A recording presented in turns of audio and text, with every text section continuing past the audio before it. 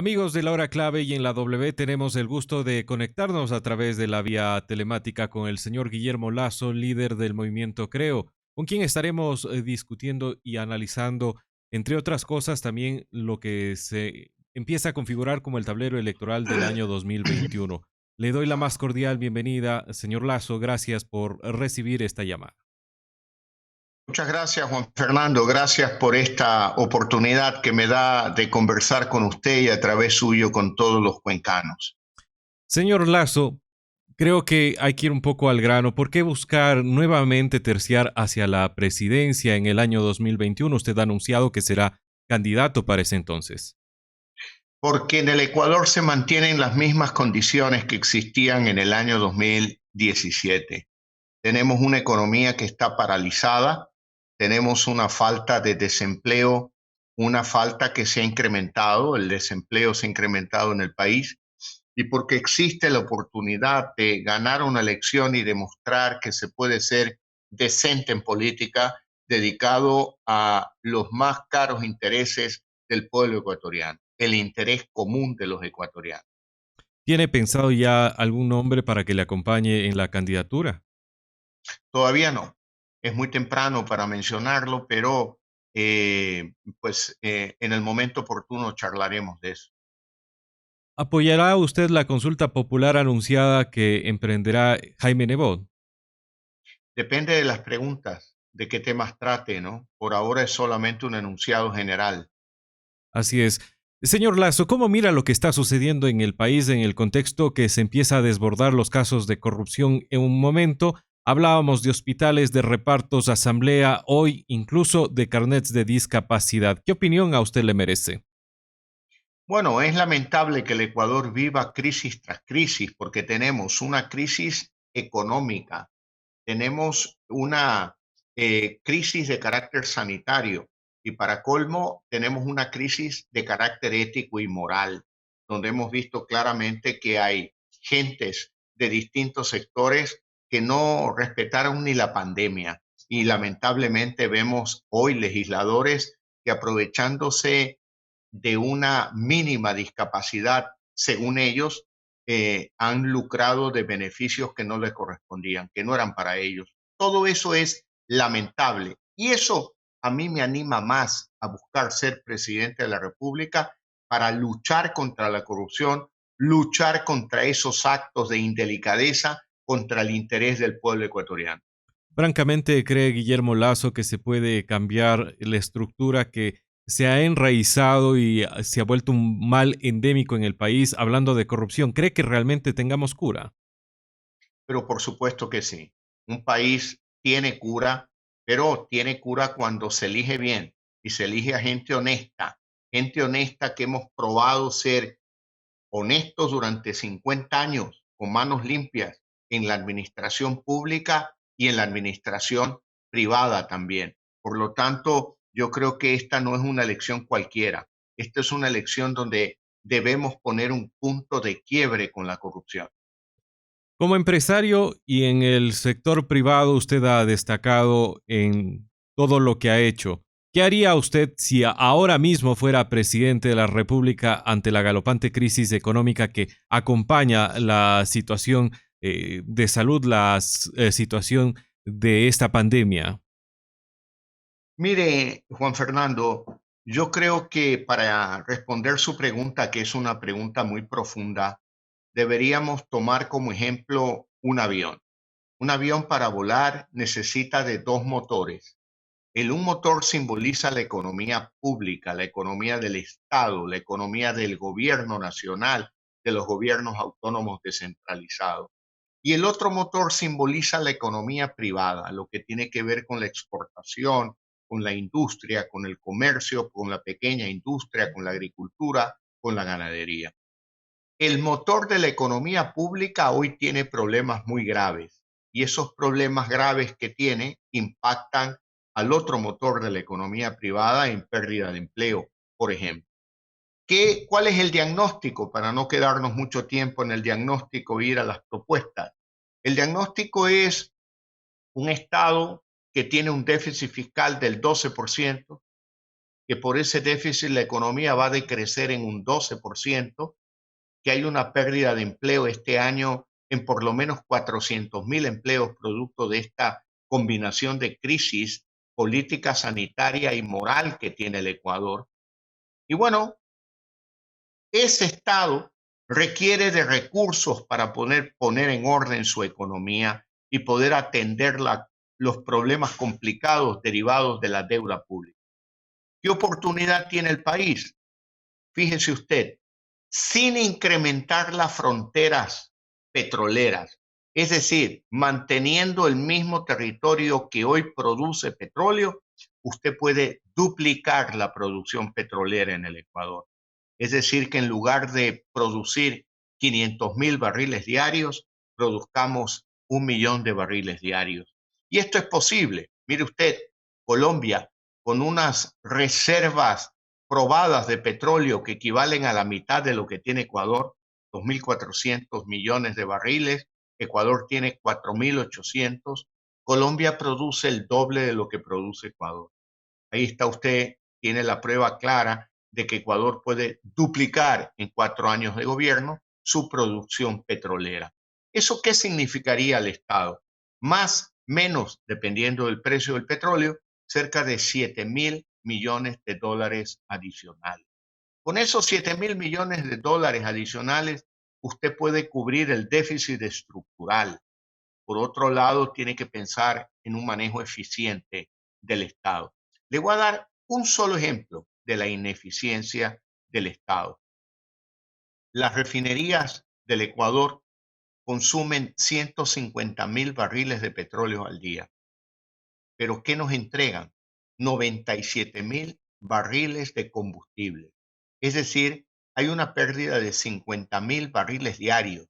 Es una merma. Y eso es un conjunto entre corrupción, ineficiencia e incapacidad en el manejo de la refinería. El gobierno anterior dijo que había invertido 2.000 millones de dólares para repotenciar la refinería. No, no se logró eso. Hoy la refinería produce mermas por el 35%, equivalente a 1.000 millones de dólares al año. Esos 1.000 millones de dólares en manos del gobierno deberán servir con honestidad para atender las necesidades de salud, de educación, de calidad y gratuita del pueblo ecuatoriano. Y así podemos seguir en una infinidad de ejemplos donde será necesaria una mano dura para poder administrar con eficiencia los recursos del Estado, que son los recursos suyos, los míos y de todos quienes nos escuchan, de todos los ecuatorianos.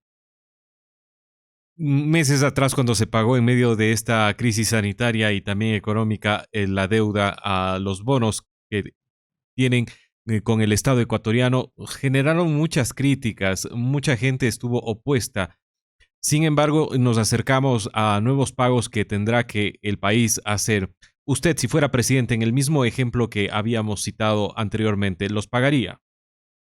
Bueno, en este instante hay una renegociación de la deuda pública externa que llega a 20.000 millones de dólares. Esperamos que ese proceso traiga beneficios para el país. Eso esperamos.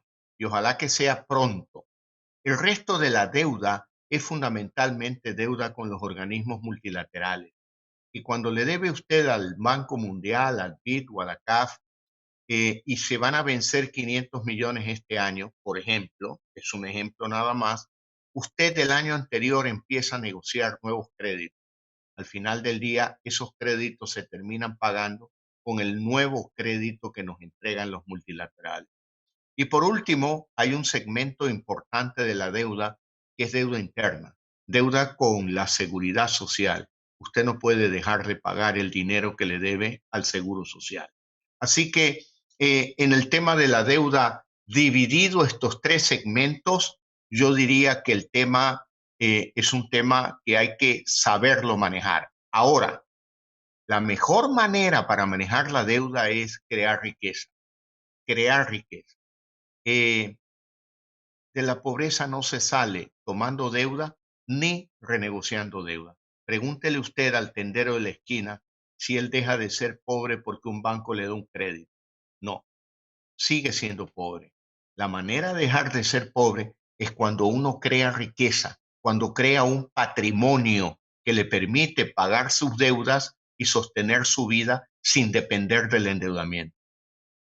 Señor Lazo, ¿qué opinión le merece a usted la ley de apoyo humanitario que ya está en vigencia? ¿Cree que esta ha llegado para aliviar las cargas que tenemos los ecuatorianos? Esa es una ley que no va a solucionar los problemas del Ecuador, pero que en la coyuntura política y económica del país se convirtió en vital. Esa y la ley de finanzas públicas son dos leyes que no van a contribuir a la solución de los problemas, pero en la coyuntura y en la crisis se convirtieron en fundamentales. ¿Y fundamentales para qué? Para mantener las relaciones financieras internacionales del Ecuador. Concretamente, mantener un acuerdo con el fondo para que hayan desembolsos del Banco Mundial, del BID, de la CAF, y también se lleve a cabo la renegociación de la deuda externa, de la deuda pública externa, para lograr descuentos de esa deuda y mejoras en el perfil de pagos en el futuro. A todos estos problemas se suma la calamitosa situación del Instituto Ecuatoriano de Seguridad Social. ¿Qué hacer para salvar el momento del IES y que tenga mejores días en el futuro corto? Bueno, el Seguro Social merece una reforma integral y absoluta. Y en eso estamos trabajando en Ecuador Libre, el tanque de pensamiento de Creo. ¿Por qué requiere una reforma integral y absoluta? Porque el propio Seguro Social nos anuncia que en 2, 3 años se queda sin dinero para pagar la jubilación. Entonces requerimos una reforma integral. El Seguro Social es casi un Estado en sí mismo, porque tiene un presupuesto de salud más grande que el del Ministerio de Salud Pública. Y hoy las prestaciones que brinda son casi equivalentes a los valores que recibe. Es decir, no está ahorrando nada para el fondo de jubilación. Eso tiene que cambiar a través de una reforma profunda del sistema de seguridad social. Aprovecho esta oportunidad que nos ha dado el señor Guillermo Lazo, líder del movimiento Creo, también para consultarle sobre la iniciativa que viene marcando diferencia en esta pandemia, sin duda, denominada Salvar Vidas. ¿De dónde nació la misma? Esto nació de la necesidad de colaborar con la crisis sanitaria, de apoyar al sistema de salud del Ecuador. El 1 de abril nació Salvar Vidas, un fideicomiso que parte con una donación de $5 millones del Banco Guayaquil. Nos juntamos un grupo de ciudadanos, un grupo de empresarios de Ecuador. Ahí están quiteños, cuencanos, guayaquileños, maravitas, y nos decidimos a trabajar. Conseguimos donaciones adicionales por $5 millones. Estamos cerca de $10 millones en este momento. Hemos distribuido medicinas, insumos y equipos médicos por cerca de $7 millones en 210 cantones de los 221 cantones del país, en las 24 provincias del Ecuador, del Carchi al Macará, de Galápagos a Tihuinza. Hemos llegado a lugares donde no ha llegado el Ministerio de Salud Pública. Yo tengo que agradecer a César Monge, presidente nacional de Creo, a Pepito Jara, presidente provincial de Creo en el Azuay, porque toda la estructura territorial de Creo se volcó a convertirse en una red logística para poder llegar a todos los cantones del Ecuador con esta ayuda humanitaria, con medicina, con insumos y con equipos médicos. ¿Cuánto tiempo más esperan poder seguir en esta cruzada? Porque de lo que se va entendiendo y se va corrigiendo es de que aún faltan meses duros por delante. Yo creo que por lo menos 2 meses más, 2 meses más.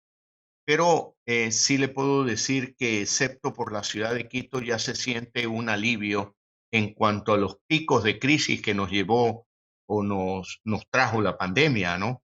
Pero Salvar Vidas por lo menos tendrá 2 meses más de actividad.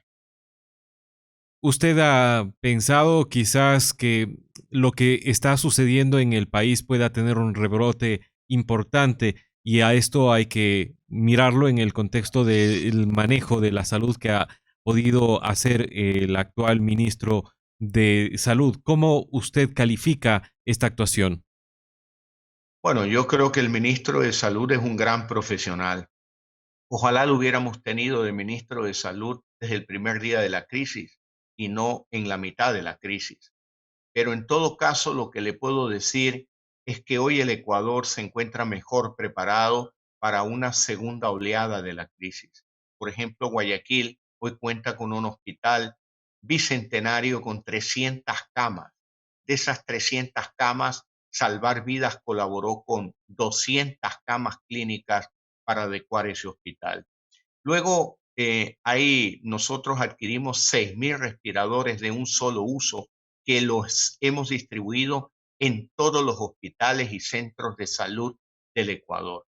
Muchos de ellos no se han utilizado todavía, por lo tanto, estamos preparados.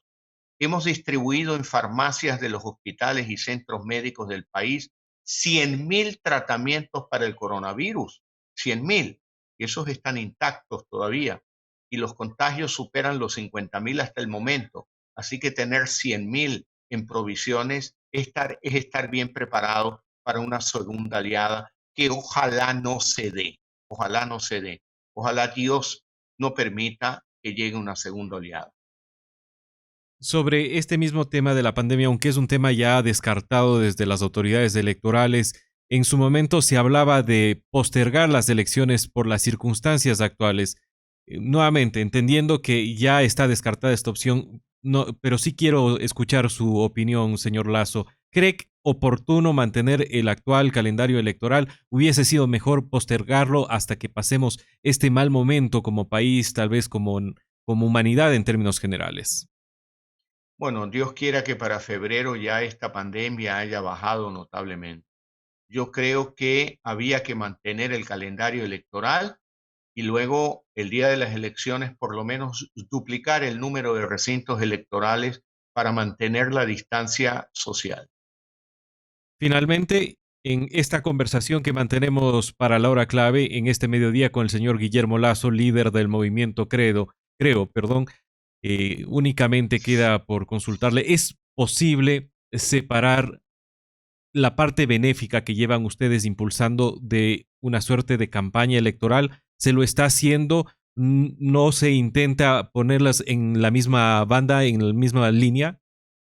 Me han planteado esa pregunta y mi respuesta es, esta es una campaña humanitaria para salvar vidas. Ahora, si usted no me acepta esta respuesta y me dice no, cae en el campo político, yo le contesto en buena hora, ¿no? Que las campañas políticas salven vidas y no se dediquen a despilfarrar recursos en tarimas con trago, bailes y orquestas. Mejor será salvar vidas. Gracias, señor Lazo, por su tiempo y la oportunidad que nos ha dado de escucharlo y compartir este espacio de la hora clave. Muy buenas Muchas gracias, tardes. Juan Fernando, por la oportunidad que usted me da. Me despido a través de su radio, de todos los azuayos, y le pido a Dios nuevamente que bendiga al Ecuador. Un abrazo para usted, Juan Fernando. Muy buenas tardes. Pausa comercial y volvemos.